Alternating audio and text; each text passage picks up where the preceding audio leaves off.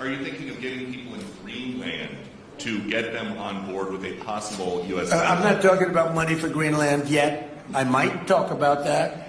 But right now, we are going to do something on Greenland, whether they like it or not, because if we don't do it, Russia or China will take over Greenland, and we're not going to have Russia or China as a neighbor.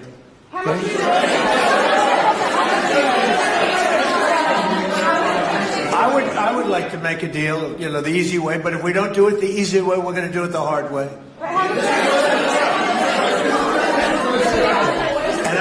And by the way, I'm a fan of Denmark too. I have to tell you, and you know, they've been very nice to me.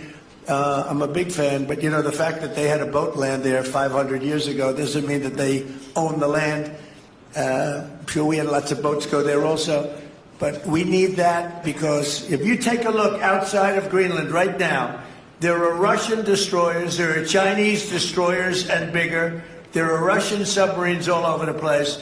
We're not going to have Russia or China occupy Greenland, and that's what they're going to do if we don't. So we're going to be doing something with Greenland, either the nice way or the more difficult way.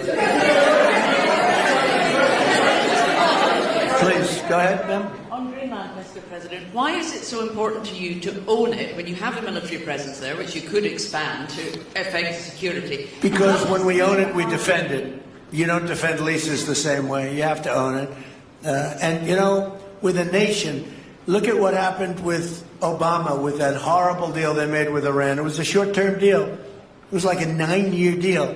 Countries can't make 9-year deals or even 100-year deals. Countries have to have ownership. And you defend ownership, you don't defend leases. And we'll have to defend Greenland. If we don't do it, China or Russia will. It's not going to happen. We are not going to have, and I like China, I like Russia, I love the people of China, I love the people of Russia. I get along very well with President Putin, but I'm very disappointed in him. I get along very well with President Xi. I'm going to go over to China in April.